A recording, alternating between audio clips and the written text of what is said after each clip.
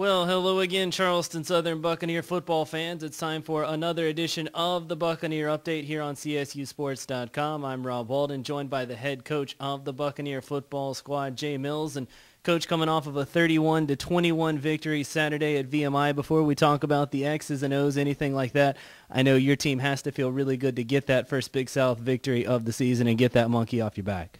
No question. The monkey was getting heavier and heavier, and, you know, I'm so proud of the team. The team is a good football team. We've been improving each and every week.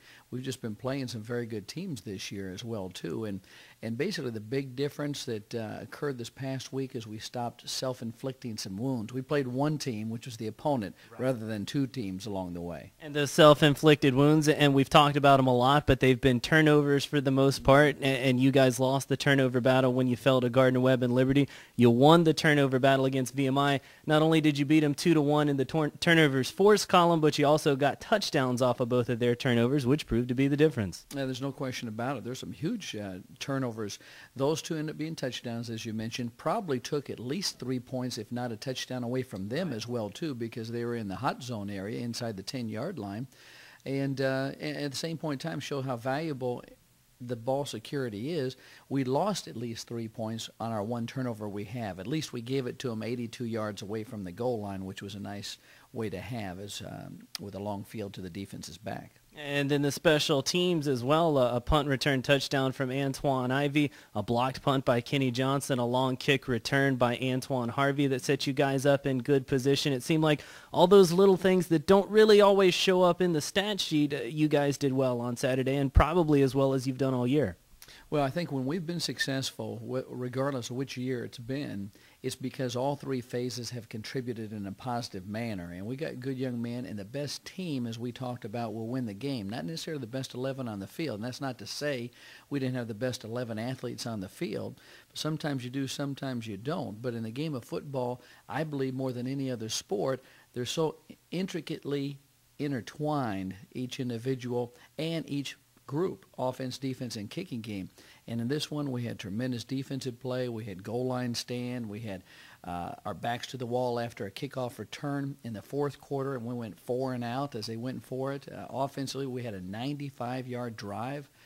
Just a tremendous performance there. And special teams, as you mentioned already, the kickoff return, the punt return for a touchdown, the punt block. So all three phases contribute, and everybody feels pretty good after that. Defensively, you guys bent but didn't break against the VMI rushing attack. They ended up with more than 300 total yards, close to 400 total yards offense, more than 350 of that on the ground. A variety of backs got involved, but you still only held them to 21 points. And when you face an attack like VMI's, they're going to move the ball a little bit. You just got to keep them out of the end zone, and you guys were successful with that Saturday. Well, I think it's kind of like, again, playing a Michael Jordan. People talked about you're not going to stop Michael Jordan. You just hope to contain him and hope to have them beat you left-handed and with other components. And that's what happened defensively. We were playing, and you probably know better than myself, but they had to be one of the top 5, I'm guessing, ranked rushing teams in the country. I know they were number 1 in the conference. Running an attack like that. And we've had a lot of people banged up, a lot of movable parts. We didn't have Chris Cousdale, just as one fact from this past week's game. We'd already lost Nate Kears. We actually lost 2 defensive tackles during the course of the game. So 3 out of our 5 guys were down, and a number of other factors too. But our guys play hard. They play fundamentally well. Our guys have done a great job as a coaching staff preparing our team and defensively in all phases of the game. And it was a very positive thing to end on, and a very pleasant long ride home. I've been meaning to ask you about our rushing attack, and for the 5th straight game against VMI, we topped the 130-yard mark, on pace to be the best rushing team under your watch here at Charleston Southern that we've had since you've been the head coach by a wide margin. Still don't have that 100-yard back. It's been a 27-game-long drought without one, but it's because you guys mix it up so much. We saw a lot of B.J. Hackworth on Saturday. Obviously, Antoine Ivy got his carries, DeMarcus Moon as well. Talk about the thinking that goes into your running back rotation and the different roles that those 3 guys and the other guys in your ground game have as far as moving the ball on the ground. Well, we really have a running back by committee, and I think the positive thing is that we have selfless individuals. We'll throw them the football, we'll hand them the football. and they'll block as well too. And they pull for each other and they push each other. As iron sharpens iron, so does one man sharpen another. And this is certainly true at the running back position. And I think it also supports one of the statements I made early before the season ever began. We have more bullets in our gun than we've ever had before. And that's not only at the running back position, but at some other positions, skill being the wide receiver position too. So, we're going to make sure that Gerald gets some touches, and even in the running game. That's the other thing, is with our offense, not only do the running backs carry the ball, but the receivers carry the ball too. So we may have a guy top 100 yards, but more than likely it's going to be a divide and conquer mentality with really 4 guys primarily carrying the ball: Gerald Stevenson, B.J. Hackworth, Antoine Ivy, and also DeMarcus Moon. Let's talk a little bit about Presbyterian. They're 0-8 on the season, and they've had their fair share of struggles.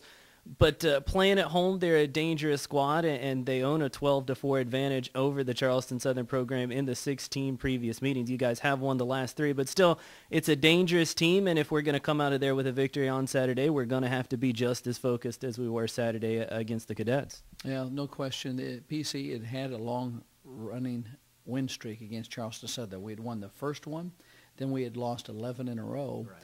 And now, as you mentioned, we've been blessed to be able to win the last 3. And each game and each year is independent. There's no carryover from the past that leads you towards having a better chance or not. It's what this year's version does. And, you look at playing on the road again, which we had the road victory last week, which is helpful. I really believe our guys are focused on getting better each and every week. And, again, although the losses against Liberty and Gardner-Webb, except for one practice, really, starting with Savannah State, our guys have practiced well, and they've been improving each and every week, and I don't expect that to change as well, too. One of our goals and aspirations is a winning season, and so we're treating this like the playoffs. And we won the first round last week, and we got a 3-game playoff left, and the most important game in the playoffs this week is PC. PC, if they have a strength, it is the air attack. They have a pretty good quarterback in Brandon Miley, but your secondary, you've tinkered with it a little bit over the last few weeks, some of it because of injury, some of it because of performance, but with Matt Bach in there playing the free safety position, Jacques Bazille and Antoine Harvey on the 2 opposite corners, and then Chris Cousdale when he's healthy, you've got a pretty good mix that should be able to contain what you see from Presbyterian on Saturday. The other guys I'd add in there, too, Joe Robinson, we felt like played probably his best game of the year this past weekend, and also James Toplian as well, too. So, and then Kenny Johnson can fit in there at times, and Charles James at times, too. So, I feel confident that our guys are continuing to improve each and every week. Fundamentally, I feel confident in our coaching staff, Coach Smith and Coach Frost, Coach Woodson, Coach Lax, Coach Padilla, our defensive staff, working with these young men that we're going to get better and better fundamentally, and that's what we've been working on. But PC is a good football team. It's shocking they haven't won a game since last year, but it's also noteworthy to note that they beat Liberty last year, right, who was in top 15 maybe in the country at the time, and upset them at their place. Right. And so we certainly need to be wary of that. And probably cost Liberty a playoff berth last season as well.